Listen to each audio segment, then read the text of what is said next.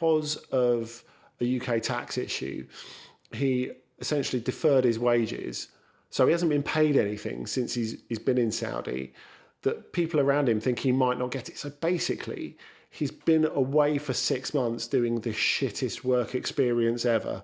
Oh, the roller coaster versus the Robin. A riveting rumble. The resilience, the robustness. Roads remarkable. Their rivals rhythmic, rampaging at times. It's Ramble Reacts! I'm Pete Donaldson. And I'm Andy Brassel. You're Andy Brassel. Don't even get involved, Andy. When I'm performing at that kind of level, you just step back and watch, all right? I'm getting this ball. I'm taking it round the defenders, and you might get an easy tap in at the end of it, for crying out loud. Basically, I've David Nugented you, haven't I? I've Nugented you have, yeah. FA Cup on the telly, Andy. It's gone to extra time. We're both cradling slightly different cups of tea. I'm on the Earl Grey. You're probably on the green tea. It did end Blackpool 2, Nottingham Forest 3 in extra time. And I must say, watching the ref pulling back the play because the goalkeeper had the ball moving with the last kick of the game pretty much. It's not what you want to see when ITV4 has already delayed All Elite Wrestling, which is supposed to be on at 10 o'clock. Tony Khan has got enough on his plate without having to deal with extra time in the Blackpool-Nottingham Forest match. This is Forest's first game since the charges 2 days ago. We will get into that very, very shortly indeed. But it was a bit of a humdinger. It threatened to be a bit rubbish because as soon as sort of Blackpool came out for the second half, everyone sort of said, look, let's just keep it tight. Let's just keep it tight for 10 minutes. And Blackpool tried to play it out of the back and played it out of their bum. It was absolutely awful, Andy, and Forest scored, but yeah. It was, and I think it's less the playing it out of the back, it's less even the playing it out of the back when you're a League One team. It's playing it out at the back on a pitch like that. Because it really was a horrid classic FA Cup pitch, really. A lot of ice in front of the advertising hoardings. It didn't look like it was in the best condition. No, it really didn't. Living up to the name of the Seasiders and all that. But I enjoyed the fact that there was... It did feed into the whole FA Cup-ness of it, which, as you said, looked as if it was on the way out when Danilo got that second goal, because it looked like it would be a procession for Forest. And then you get the banger of all bangers to bring them back into it. And then you get the equaliser, and Lawrence Gabriel, who made the mistake on the goal that they conceded on the Danilo goal. I very much enjoyed the fact that it's all so close and claustrophobic and boxed in at Bloomfield Road that you had to go, yes, fucking come on! Like for there's no chance of Sam Matterface didn't have enough time, even though he had 120 minutes to talk. He didn't have enough time to apologise for all the swearing and whatnot, did he? No, yeah, it was right in the. I mean, what happens in situations like that? Why can't they get the microphones far in? Bearing in mind they're lip mics, aren't they? Why can't they get the broadcast material as far away from independent season Fs, so to speak? It's the ones that come out of nowhere that shock you, I think.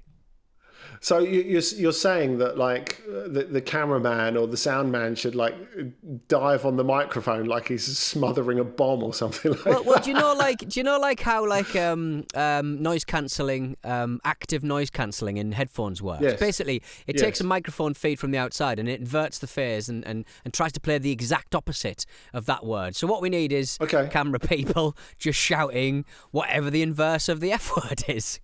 I don't know how it would work, but that's what we need. Maybe there's something that can be done. But it was a hell of a match in the end. I thought Wood at the end, obviously Blackpool's keeper came right up at the end of the pitch and had a pop at goal at one point. I'll certainly try to turn it into the 6-yard box. But the ball was loose for Forest and somebody had a shot and Wood was absolutely fuming he couldn't add to his tally of 1 in the 110th minute. Well, I don't even think goals count in the 110th minute. Nobody remembers them, ever. Possibly not, but I can understand why he was pretty annoyed because I think it was Aguilera, wasn't it, who could have passed it to him and decided to have a shot from his own half instead. And I can kind of see where Wood was coming from, because it's not so much the not scoring the goal. It's not so much they needed to score the goal, because of course they were winning anyway. It was more the fact that, look, I'm in my 30s. I'm still running on a cold Wednesday night on this shitty pitch that when I signed for Newcastle United for $100,000 a week, I didn't think I was ever going to have to play on this kind of pitch again. And here I am, toughing it out in Championship Hellville to all intents and purposes, even though Blackpool are in hell and mate. And yeah, there I am making a run for absolutely no reason. Yeah, I mean, I think I think both teams probably could have done without that extra half an hour. Obviously delayed for, I think, a medical emergency in the crowd at half time. But they got the game finished in the end. But I think both teams have a lot of work to do in the league. Blackpool hope to climb out of the league they're in, and obviously Forest are looking to just solidify their position with a possible points deduction that may come later in the season. On that, Andy, I mean, it's quite interesting because I guess Everton and Forest have both admitted to breaking the Premier League's financial rules. So we're going to have two independent commissions doing the same thing, and thanks to the changes in the rules and how these kind of studies, how these kind of regulations get applied, it's going to be quicker than ever. But if they appeal any of these punishments, they will be doled out in May, post-season, which seems quite stressful when it could end up with teams finding their way out of the league. Yeah, I mean, I understand what the boys were saying today, and the boys handled it very well, by the way. I thought it was a really interesting discussion. Doesn't sound like them. It doesn't sound like them, Andy. I don't agree. I did listen, but I don't agree. You guys give me a separate feed that's full of voice actors, don't you? Yeah, I do, yeah. It's not really them. It's redacted. It goes to our lawyers, and they redact a lot of stuff. Exactly. We'd stick it to ChatGPT and say, just make this smarter for Andy. We already know he's slumming it. He didn't even mention The Simpsons and The Guardian, as mentioned. Yeah, I heard that. Yeah, so I think the point of, you've got to find a break in the season to preserve the integrity of the competition. I understand where they're coming from entirely, but really the conduct itself is affecting the integrity of the competition. So there's no ideal time to do it, really, is there? Because you get to the end and you do it in the summer, and you're basically saying everything that went before was bullshit and it didn't really count. It does affect the integrity of the competition at any stage in which it's done, really. So there's no ideal way. You've got to be thorough, and it's a bit like everyone's saying with the Manchester City situation at the moment. Why is it taking so long? Well, because there's 115 bloody charges. And, and Manchester City have made it very clear that they would rather be the bad guys and rather lawyer this out for however long it's going to take. It's kind of like if you wet yourself a little bit, right? If there's a little patch of wee on you, people are going to go, you're disgusting. If you cover yourself in head to toe in wee, people go, you need help. And people don't sort of look at you in such a bad way. So I think Everton and Forest have obviously in a situation where they've only performed one of these feats of malfeasance, and they've found themselves looking like worse than they potentially are. But as the boys said this morning, just do it. Just do it proper. If you think about it, this is not some sort of big bad ogre bringing these naughty little boys to heel. The fact is that the Premier League is the clubs. They all voted for those rules in the first place. So it's such an unusual situation when you have this. To imagine the point of infraction that you must get to actually get charged in this situation. We're talking about going a really long way. And it's always difficult in whatever level of football, because the fans don't deserve it. The fans don't deserve any of this bullshit. And they never did. Just like they didn't at Exeter, just like they didn't at Portsmouth. But, that doesn't make what's happened right on the other hand. So I think what surprised me the most is the fact that it's being done in this sort of stick rather than carrot kind of way. Because even when you look at how FFP's dealt with in the Champions League, and teams that have been dealing with the consequences of FFP for ages, like Roma, Porto, for example, quite big clubs, it's a sort of consensus thing. normally, unless it was like Manchester City, who again lawyered themselves out of this being thrown out of the Champions League when we go back a couple of years, it's always you're offered an FFP settlement, and then you sort of, it's more of a discussion than a punishment, if that makes sense. Yeah. So it surprised me that at least the rhetoric around it has not been the same for particularly Everton as well as Nottingham Forest. I suppose the thing with Forest, at least, is, they may have been charged over this profit and sustainability stuff. They may have had to play, as our good friend Tom Wally, Nottingham Forest fan, said earlier, a game and a half longer than they should have on ice. But because it's only 20 minutes flight back to Nottingham, at least they'll be home for last orders. Yeah, so the Forest squad flew to this fixture against Blackpool last season, but tonight the travelling fans have got one heck of a journey ahead of them. Wow. Obviously they won the match, but with this hanging over the top of their head, I think, the 2,000 fans should be applauded. And yes, even if they won, they should also have their travel reimbursed in some way. Speaking of travel, Sean Dyche said last week that he had to talk to Arnaud Danjuma about taking 8-minute flights from Manchester to Liverpool for training. But he actually said on Sunday that he was joking, and he couldn't believe that some people had taken it seriously. He then ended his press conference by joking that he was off to fly home to Nottingham. I thought he lived in Kettering, so I'm confused as to whether Sean Dyche knows where he lives or not, to be honest. Nearest airport, so he's obviously not joking. I guess it is. Yeah, that is true, actually. Yeah, that is a very good point, actually. I think that, if you're a third-tier city with your own airport named after a criminal, I think you should be allowed to just use it to go down the shops if you wanted, to be quite frank. You've got that airport, you blooming use it. Like Southend Airport, the thing that just flies over my head every few hours. All we get is old World War II planes pottering around, just having a skip around the sky and then plonking themselves down. I'll be playing football in goal, and I'll be distracted by the fact I reckon a plane is coming in sideways and it's going to smash into my own pitch. But I would love to see a little bit more action at Southend Airport. I want to go places. I want to do something with my life, Andy Brassel. Yeah, definitely. Well, I think next Ramble Beano, by popular demand, will depart from Southend. Yes, in that case. I think it's pretty clear, by the way, that Danjuma was not joking about that Liverpool to Manchester flight. It's just now he's been environmentally shamed. He's going backwards a little bit. There was this thing last season where Christophe Galtier, who obviously got shamed for much bigger things than that, was a PSG manager still. And in a press conference, he was asked about them flying to an away game. And he's like, well, what do you want us to do? Take a yacht there? And Kylian Mbappe was next to him and he laughed. And he got off the hook completely for that, whereas Galtier got absolutely roasted, smashed in French Parliament, in the press, in the media, by football people, non-football people for the next couple of weeks. And Mbappe sat there chuckling away, and no one thought anything absolutely of it fine. About him. I do have a yacht.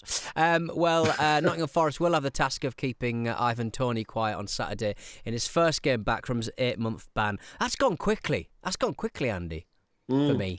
Probably not for him. Probably not for him, no. No. He does have the chance to do something very funny this weekend, though. I think it would be very funny if he did it. I was going to say, I like the way that before he's even played a game again, he's like, yeah, I'd like to play for a big club that's going to win trophies.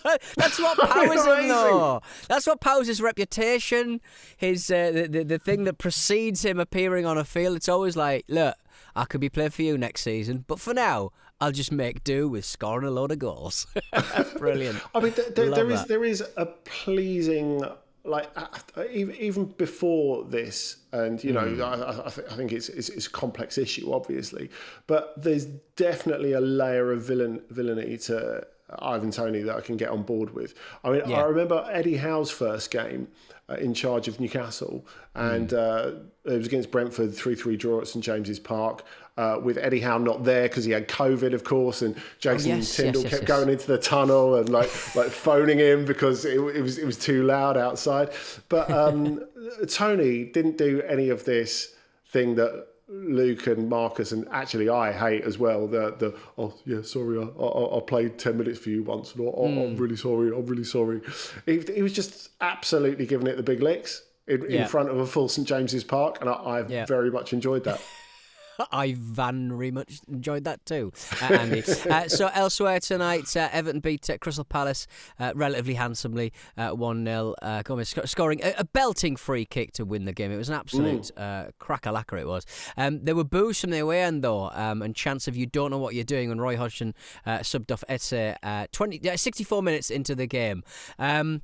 Is this going to ramp up the arrogant owl of Roy, or is it just going to dampen down his kind of like his hubris, so to speak, Andy? Because he's on one at the moment, isn't he? He really is. And if you mean the next time they beat someone shit, is he going to give it the big one? Of course he is. Of course he is. I don't think there's any doubt about that. But he is. He's really interesting watch at the moment, Roy Hodgson, because he's just at that sort of age where he's just not taking any shit. That sort of stage of his career. And, we saw that when he was talking about the Calvin Phillips thing. Now, he was almost doing a Mourinho impression about, well, if we throw our hat in the ring, right, maybe we could help him out because he really needs to play for the Euros. And it wouldn't only be good for him, it would be good for the country, never mind us. And then he said, we could give him minutes in the Premiership.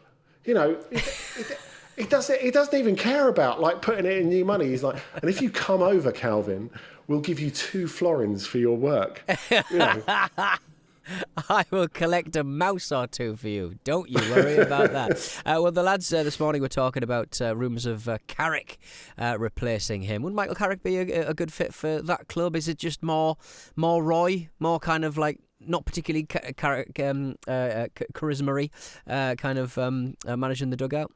I think there could be more to Carrick than that. Like we said recently, I mean, I strongly believe he's going to be a really good coach. But what I think is interesting about what he's doing at Middlesbrough at the moment is they have played like quite aesthetically nice football since he's been there. And, a lot of Borough fans who you speak to are like, well, I never really imagined Borough, especially at this point in time on reduced circumstances, after years after the Premier League gravy train, didn't really imagine my team playing football like this. And yet they've played a little bit more, in a little bit more of a circumspect fashion against Villa in the Cup and against Chelsea in the Cup. 1, because they're playing bigger teams, and 2, because they've got a shit ton of injuries. So I think the fact that Carrick hasn't just got one way to play suggests that, when they had the departure before and they wanted to play in a different way, whether it was with Vieira, whether it was the incredibly short-lived De Boer experiment, I think Carrick has got enough different strings to his bow that I think he could maybe sort of ride out the rough stuff. But I think if you're looking at Premier League jobs, I mean, I don't know about you, Pete. How attractive do you think Palace are? Because obviously they're an established Premier League team, which makes them club, which makes them attractive in a certain way. On the other hand, they are in that weird netherworld of not going down, not going up. It almost feels like the only thing they can do is make a gamble, it go wrong, and they go down. It doesn't seem that there's any other way out of this Groundhog Day. So that means so much must lean on the aesthetics. And for some of the reasons, of course, I have sympathy with Palace fans who pay a lot of money to go and see their team. They feel the football's not that good, and they feel that the world outside loves Roy Hodgson, doesn't get why they're not extremely grateful that they're just staying up. Yeah. And he leans into that and kind of is quite dismissive of any complaints. I mean, what do you think? Do you think that makes Palace a little bit unattractive amongst Premier League clubs for a potential young manager?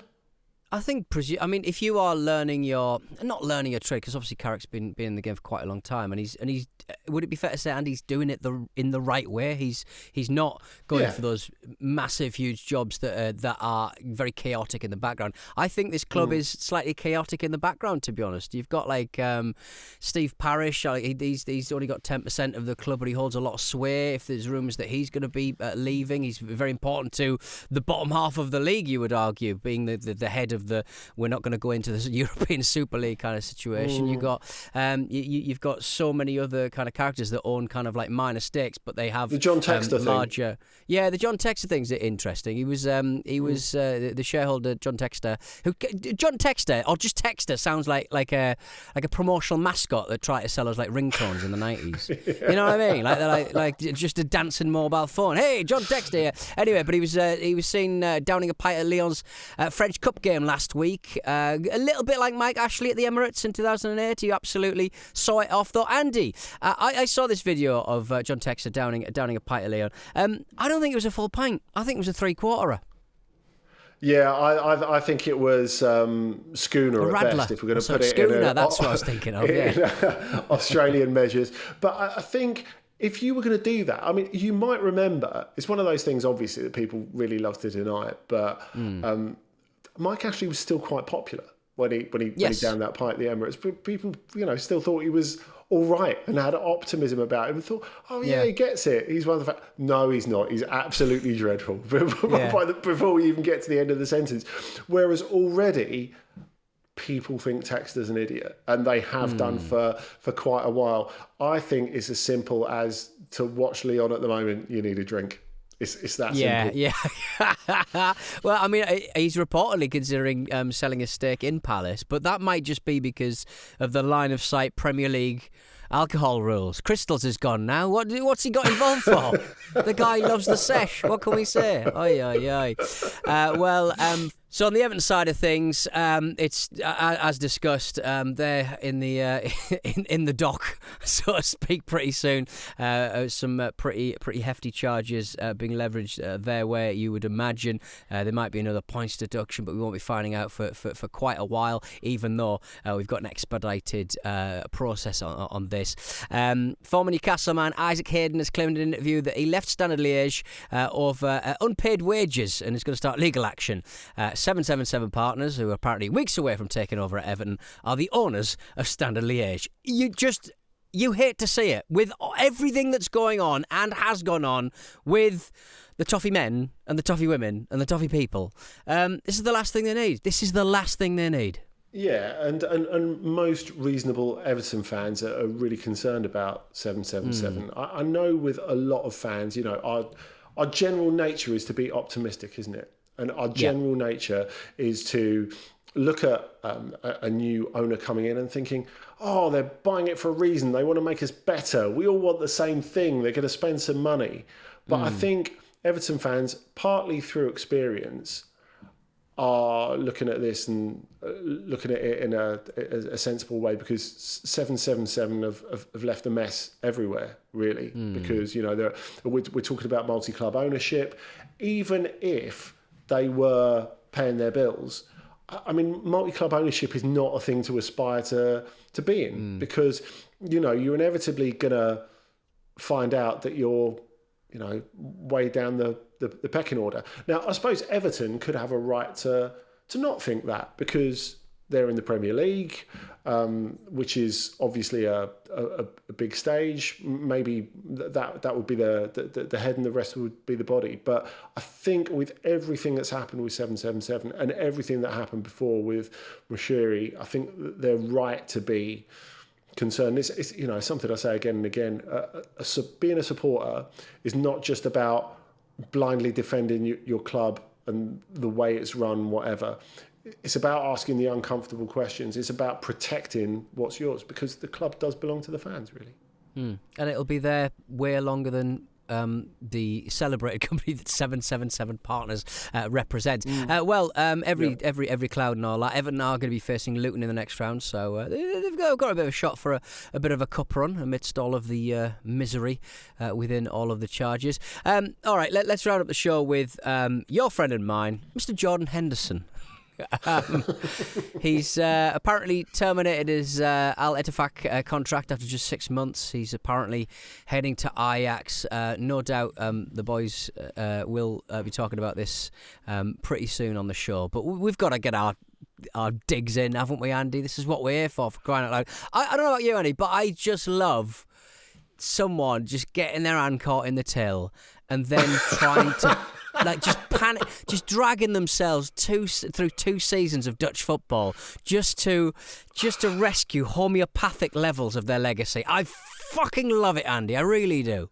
You know what, Pete? It's funny you should describe it like that, because I remember when I used to do the World Football phone-in on 5 Live with Dotton, and I really loved the drive back at 4 a.m. I used to get a cab back, and I lived in Battersea at the time. Right. And it was a great drive back through West London, and then you go over in the Battersea. pundits' home, in the Battersea pundits' home that they have. That's for lost pundits who've been caught on the streets of London. There's another one. Get in the big pundit net. Eventually, I was rescued by the Football Ramble. Oh, we were going to put you down, but you're just too cute. And you come across Battersea Bridge and see all the bridges in London lit up. It's beautiful. But you also used to see people leaving a nightclub in a shambling mess at like 4 in the morning. And I once saw this guy as I was stopped at some traffic lights somewhere in Kensington, and there was a guy who was out with his mates, and EastEnders actor. No. No, okay. It was not in the middle of the road. The taxi driver resisted the urge to lean into the slide. This gentleman was behaving very sensibly. He was having his sneaky pee into a bin, and I think you have to respect that. But he saw a police car going down the road, and he thought, "Oh shit, I'm in trouble here." And I saw this whole little soap unfold as I was sat at the traffic lights, and so he saw the police car coming, and he tried to run away, but he still had his trousers down, and he was drunk enough that he hadn't really considered that. So he tripped over, collapsed on the pavement, obviously, and peed all down himself. And this made the police notice him, reverse back and nick him while he had his trousers and pants down. And when you're describing what's happened to Jordan Henderson there, I think it's quite it's quite a suitable allegory, really. I think so. But I would say in that situation, if I'm a policeman and I have the choice to look the other way, you're looking the other way, aren't you? Because I'm not having a bloke with pee all down himself in the back of my car. It's just not happening, is it? At 3 o'clock and 4 o'clock in the morning. So yeah, there is that, I suppose, isn't there? But yeah, I mean, what can you say about this move? It's undignified. It'll probably help Ajax out, who are in an amazing state in the league this season. Will he be a square peg in a square hole, Andy? Well, they've got quite a young team now, having lost a lot of talent there. He's not going into a good side, and he's not going into a club that's brilliantly run at the moment. So there is a lot of other stuff that could go wrong. I'm wondering if he's leaping before he looks again, really. Yeah. The extraordinary thing to me is this story that's come out earlier on Wednesday from Sam Wallace, saying because of a UK tax issue, he essentially deferred his wages. So he hasn't been paid anything since he's been in Saudi.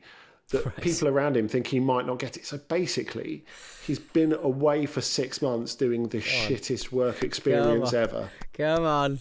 This is the stuff, innit? He's not even going to get paid. Unbelievable. It just does not get any better. And he was going to donate all that money to a charity as well. Oh, what a big shame. What a huge shame. But I mean, presumably with these contracts, I don't really know necessarily how they are crafted, or at least whether they're crafted with the same rigours of the legal process that obviously is quite coveted around Europe in that there London and that. But like, you do sort of think, like, presumably there was a I can go away now clause in this particular thing. But why would the Saudis agree to that? Like, why would they agree to allow him to just tear up his contract? It just seems absolutely baffling to me. Well, if they're not going to end up paying him, if you bear in mind that he was meant to be getting the thick end of 40 million a year, at least gross. I mean, by getting him for 6 months for free, they've saved themselves 20 million. So that takes away the 14 million they paid for a player who's left 6 months later, and giving them a little profit on top. I suppose they're already talking about spending the money on other players in this winter window. So yeah. I thought that was good. I thought you were going to say that was going on the Newcastle United war chest. Absolutely gutted. Absolutely gutted, for crying out loud. I don't want them to sell. Indirectly. It'll get there eventually.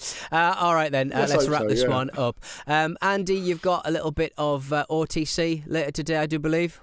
Yes, we do. We're going to talk about Xavi and how he's under pressure at Barcelona. So what sort of moves will he make? What has he got up his sleeve? That's what we're going to be looking at in OTC. Lovely stuff. Bring me in with the high-minded stuff and then talk about like the naughty stuff, what we all like, really. All right, then. Well, Marcus, Vish and Jim and Luke will no doubt be talking more about Jordan Henderson, Jesse Lingard to Barcelona, etc. on Friday's preview show. So make sure you subscribe so you do not miss that. In the meantime, find us on Twitter, TikTok, Instagram and YouTube at Football Ramble, and remember to subscribe on your podcast application. I've been Pete Donaldson. Andy Brassel, thank you for joining us tonight. I hope you enjoyed that extra time with Vigour and Vim. He's doing a wave. He's doing a wave for people not watching on YouTube. We'll be back very soon with more of this, and go and join Andy Brassel on OTC right now. Cheers for watching another fantastic clip from the Football Ramble podcast. Make sure you click like on this video and subscribe to the channel, which means you will not miss a single upload.